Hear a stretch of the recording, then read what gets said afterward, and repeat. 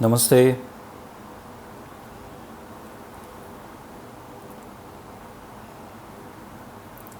इससे पूर्व हम पढ़ चुके हैं कि पुरालेख शास्त्र में अभिलेखों का उनके विविध स्वरूपों में अध्ययन किया जाता है। इस कक्षा में हम उसके अनुप्रयोगों पर बात करेंगे, जानेंगे कि अभिलेख शास्त्र किस प्रकार इतिहास के इतिहासकार द्वारा पुनर्निर्माण में सहायक होता है।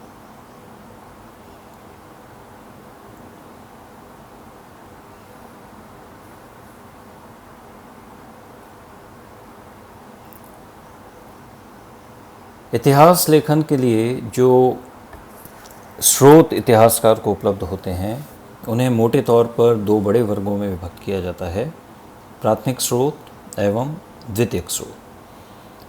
प्राथमिक स्रोत से प्राप्त सूचनाएं प्रत्यक्षतः प्राप्त सूचनाएं हैं, क्योंकि वे वर्णित घटनाओं के समय से ही संबंध रखते हैं।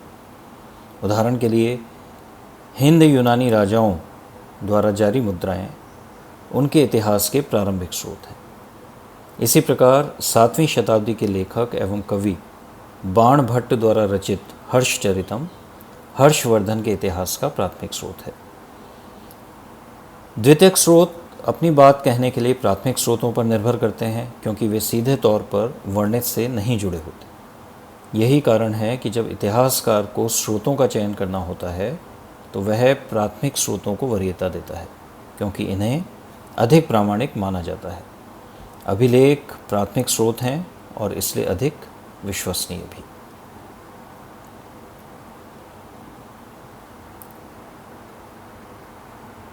पिछली स्लाइड पर हमने जिस वर्गीकरण की बात की उसके अतिरिक्त स्रोतों को उनकी प्रकृति के आधार पर भी दो वर्गों में बांटा जाता है, पुरातात्विक और साहित्यिक।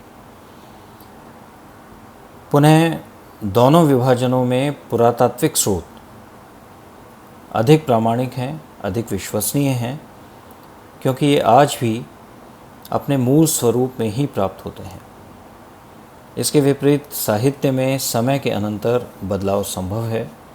प्राचीन भारत के साहित्यिक ग्रंथ अपनी मूल पांडुलिपि में प्राप्त नहीं होते, बल्कि शताब्दियों के अंतराल में उनकी प्रतियां बनाई जाती रही होंगी, जो आज हमें मिलती हैं। यह कहना संभव नहीं कि इन प्रतिलिपियों में या ये प्रतिलिपियां अपने मूल ग्रंथ की हूबहू नकल रही होंगी और उसमें कोई बदलाव नहीं किए गए होंगे, और इन परिवर्तनों को सैकड़ों साल बाद पहचान पाना भी आसान नहीं है। जबकि पुरातात्विक स्रोत जैसे शिलालेख के मूल लेख में यदि किसी ने बदलाव किया हो तो वह सरलता से पहचाना जा सकता है और बताया जा सकता है।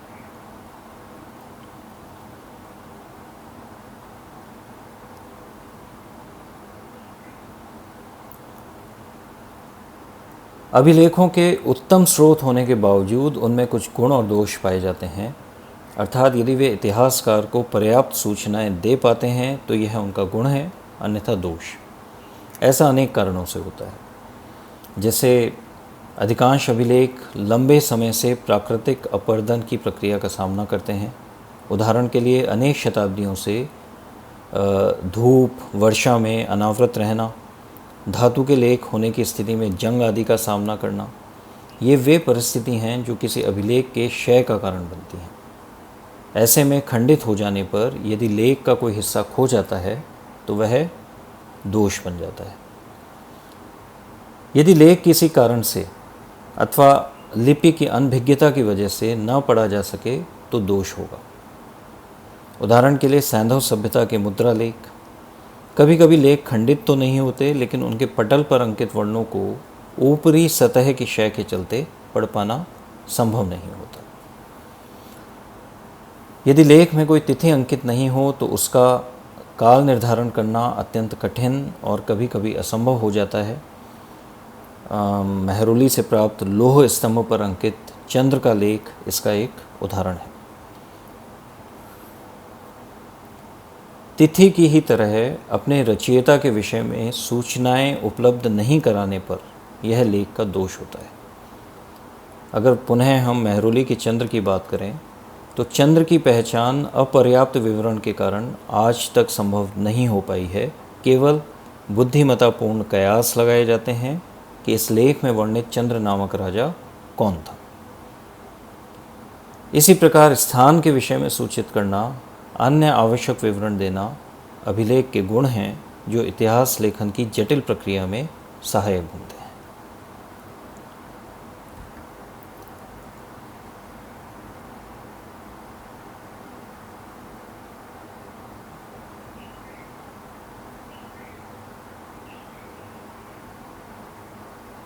इस स्लाइड में आपके समक्ष कुछ तस्वीरें हैं। पहली तस्वीर एक स्तंभ लेख की है जो सांची से प्राप्त हुआ। आप देख सकते हैं कि यह स्तंभ लेख खंडित है और इसमें जो लेख अंकित है वह अपूर्ण है।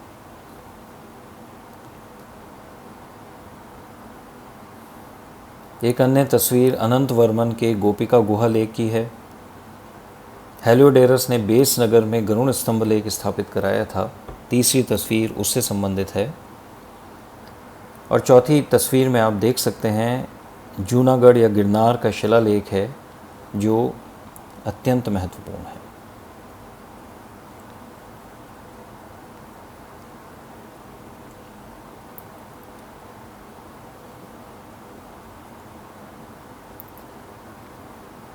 अभिलेखिक साक्ष्य हालांकि अत्यंत विश्वसनीय माने जाते हैं, लेकिन इनकी एक सीमा लेख को पर्याप्त विस्तार नहीं मिल पाने की है। कारण जिस माध्यम पर ये उत्कीर्ण किए जाते हैं वहाँ स्थान सदैव सीमित होता है। यदि किसी मुद्रा पर लेख अंकित करना हो तो आप स्वयं कल्पना कर सकते हैं कि वह कितना संक्षिप्त होगा। प्रस्तर लेख या धातु पत्रों के लेख भी अधिक बेहतर स्थिति में नहीं होते। इनके विपरीत साहित्यिक स्रोत अत्यंत विस्तृत हो सकते हैं और इतिहासकार के लिए सूचनाओं का भंडार भी। अतः इतिहास लेखन के लिए दोनों महत्वपूर्ण हैं। हाँ, सूचनाओं की पुष्टि के लिए इतिहासकार अभिलेखिक साक्ष्यों पर निर्भर रहना अधिक पसंद करते हैं।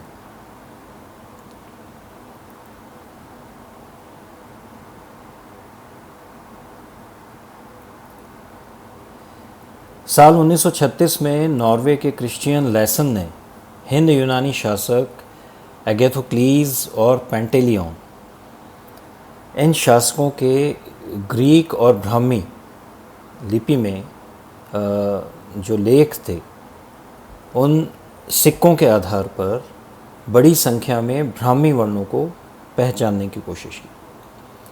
अगले साल तक जेम्स प्रिंसेप और अलेक्जेंडर कनिंघम जैसे विद्वान भी इस कार्य से जुड़े, क्योंकि ब्राह्मी लिपि को पढ़ पाना उस समय की एक बड़ी समस्या थी। और 1837 तक ब्राह्मी की पूरी वर्णमाला को समझा जा सका और एशियाटिक सोसाइटी ऑफ बंगाल में पब्लिश किया गया।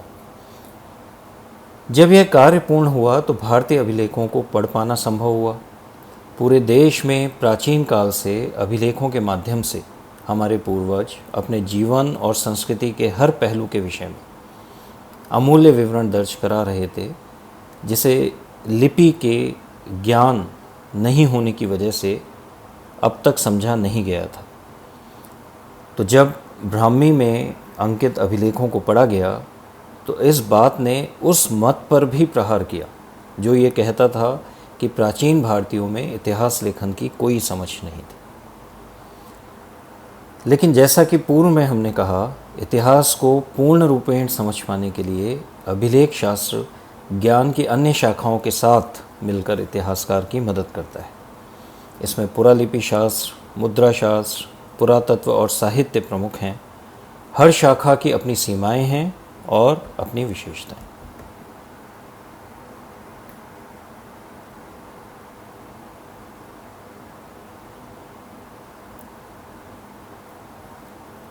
अब कुछ ऐसे उदाहरणों की बात करते हैं जो इतिहास लेखन में अभिलेखों का महत्व स्पष्ट करते हैं। मौर्य सम्राट अशोक को 1960 के दशक से पूर्व केवल साहित्यिक स्रोतों से जाना जाता था, हालांकि उसके अभिलेख पूरे भारत में बिखरे हुए थे। कारण यह था कि अभिलेखों में उसे देवानाम प्रिय की उपाधि से संबोधित किया गया, जबकि साहित्य में यह उपाधि अनुपस्थित थी और उसे केवल अशोक कहा गया। पुरालेखविदों ने देवानाम प्रिय की उपाधि को प्रारंभ में श्रीलंका के एक राजा से जोड़ा जो अपने देश में इस उपाधि का इस्तेमाल कर रहा था, और कहा कि संभवतः उसी ने भारत में ये अभिलेख अंकित करवाए, लेकिन यह मत तर्क संगत प्रतीत नहीं होता था। 1960 के दशक में मस्की और गुर्जरा से अशोक के अभिलेख मिले, जिसमें उसका नाम देवानाम प्रिय अशोक अंकित था। मतलब उसकी उपाधि और उसका व्यक्तिगत नाम दोनों उपस्थित थे। और तब मौर्य साम्राज्य के इतिहास को संशोधित किया गया। अभिलेखों के अशोक और साहित्य के अशोक के मध्य संबंध जोड़ा गया। इसी प्रकार अशोक के 2 पृथक लेख उड़ीसा के धौली एवं जौगढ़ स्थानों तक सीमित माने जाते थे, जो प्राचीन कलिंग राज्य का हिस्सा थे। आपने जो मौर्य साम्राज्य का इतिहास पढ़ा था, उसमें आपने पढ़ा होगा कि किस प्रकार कलिंग के युद्ध के बाद अशोक ने वहाँ इन 2 पृथक शिलालेखों को अंकित कराया था। लेकिन वर्ष 1989 में कर्नाटक के गुलबर्ग में सन्नति नामक स्थान से, वहाँ एक मंदिर है चंद्रलाम मंदिर, इसका जब जीर्णोद्धार किया जा रहा था तो अशोक के यही 2 पृथक लेख यहाँ से भी प्राप्त हुए। अब इनकी भौगोलिक दूरी उड़ीसा से ये स्थान काफ़ी दूर है, और इसीलिए राजनीतिक इतिहास के लिए ये लेख इनका प्राप्ति स्थल महत्वपूर्ण है। एक अन्य स्तंभलेख बेस नगर में यवनदूत हेलियोडोरस द्वारा स्थापित किया गया, जो भागवत धर्म की स्तुति करता था। यह लेख प्राचीन भारत में यवनों के साथ संबंधों की ओर तो इंगित करता ही है, बल्कि उससे अधिक महत्वपूर्ण धार्मिक इतिहास के लिए है। चेष्टन के पौत्र और कार्दमक वंशी रुद्रदामन का जूनागढ़ अभिलेख, यह लेख हमें उसके राज्य विस्तार, सातवाहन नरेश सातकर्णी को 2 बार पराजित करने की बात, चंद्रगुप्त मौर्य के समय बनवाई गई सुदर्शन झील के पुनर्निर्माण और उसकी ऐसी तमाम उपलब्धियों के विषय में सूचित करता है।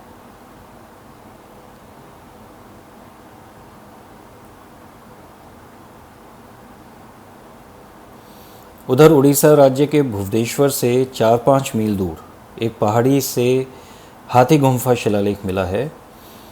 यह शिलालेख कलिंग नरेश खारवेल की उपलब्धियों का विवरण देता है, जो अन्य स्रोतों से हमें ज्ञात नहीं होता। प्रयाग में समुद्रगुप्त ने हरिशेन रचित प्रशस्ति का अंकन कराया, जो स्वयं में संस्कृत भाषा की उत्तम कृति मानी जाती है। इतिहास के लिए इसका महत्व समुद्रगुप्त की सैन्य और कूटनीतिक उपलब्धियों से है। इसी क्रम में मध्य प्रदेश के धार जिले से प्राप्त 27 ताम्रपत्रों के समूह का जिक्र किया जाता है।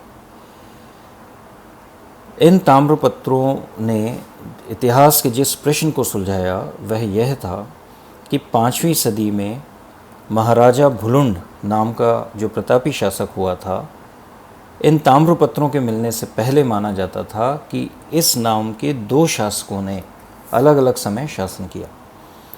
लेकिन ताम्रपत्रों में जो विवरण हमें दिया गया है वह स्पष्ट करता है कि महाराजा भुलुंड एक ही शासक थे। ऐसे ही ताम्रपत्र गुप्त काल से मिलने प्रारंभ होते हैं और प्राचीन भारत में सामंतवाद के इतिहास को जानने के लिए आवश्यक हैं।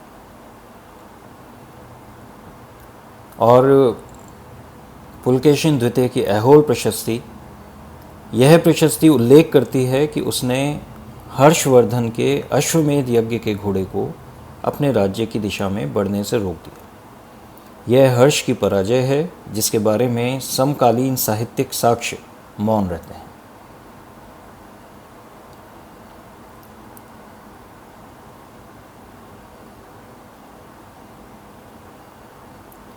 अब पुनः कुछ चित्र आपके समक्ष हैं। इनमें अशोक का मस्की लेख, सन्नति से प्राप्त लेख, गुर्जरा लेख और यह एक पल्लव लेख है जो मामल्लपुरम से प्राप्त हुआ है।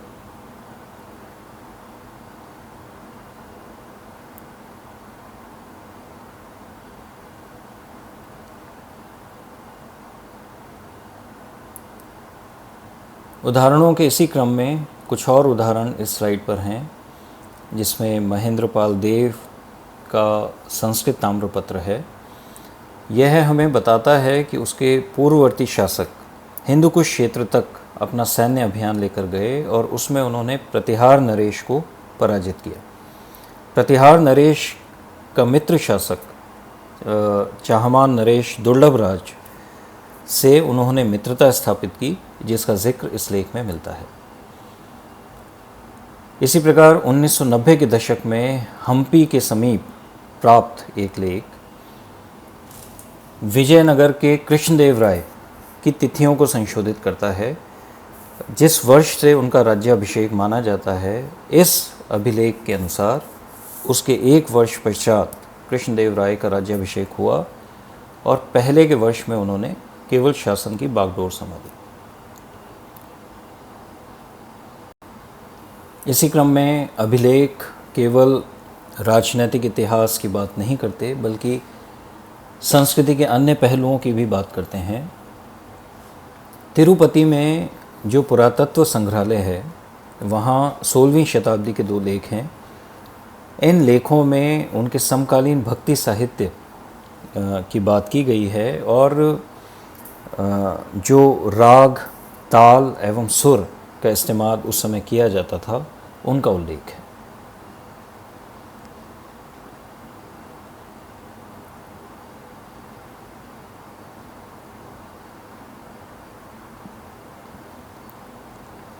तो ये उदाहरण हमें स्पष्ट करते हैं कि अभिलेखों का इतिहास लेखन के लिए क्या महत्व है और अभिलेखों के क्या भाग या उनकी विषय वस्तु में क्या बातें इतिहासकार के लिए आवश्यक होती हैं। इसमें इसी क्रम में एक बात जो अंत में कही गई है, पुरालेखों के प्राप्ति स्थल। आप ध्यान रखिए कि पुरालेखों का अंकन या उन्हें स्थापित करने की जो प्रक्रिया थी, वह भी बहुत सोच समझकर की जाती थी। स्थान का चयन अत्यंत विचारपूर्वक किया जाता था और इन अभिलेखों को सामान्यतः या तो बड़े नगरों में रखा जाता था या व्यापारिक मंडियों में स्थापित किया जाता था, जहाँ बड़ी संख्या में लोगों की आवाजाही हो। इसी प्रकार जो प्रमुख मार्ग हैं, जिनमें राजमार्ग हैं या व्यापारिक मार्ग हैं या अन्य व्यापारिक केंद्र हैं, वहाँ भी इन अभिलेखों को स्थापित किया जाता था। इसका कारण यह था कि अभिलेखों का अंकन एक श्रम साध्य प्रक्रिया थी और बार बार हर स्थान पर इन अभिलेखों को अंकित कर स्थापित करना संभव नहीं था। अतः स्थान का चयन इन अभिलेखों के लिए बेहद महत्वपूर्ण था। स्थान विशेष पर किसी विशिष्ट लेख का अंकन, जैसे हमने उड़ीसा में धौली और जौगढ़ में पृथक लेख की बात की थी, जो कलिंग युद्ध के बाद अशोक द्वारा स्थापित किए गए थे। तो कभी कभी शासक किसी विशिष्ट प्रयोजन की पूर्ति के लिए स्थान का चयन करते थे।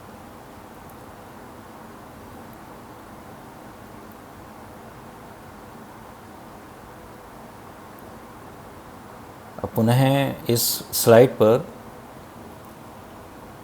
आपके समक्ष जो चित्र है वो हम्पी से प्राप्त विट्ठल मंदिर का लेख है और दूसरा चित्र स्कंदगुप्त के भीतरी लेख का है। तो आज की ये कक्षा हम यहीं समाप्त करते हैं और अगली कक्षा में हम लिपि के विकास, लिपि के उद्भव, इसकी बात करें। धन्यवाद।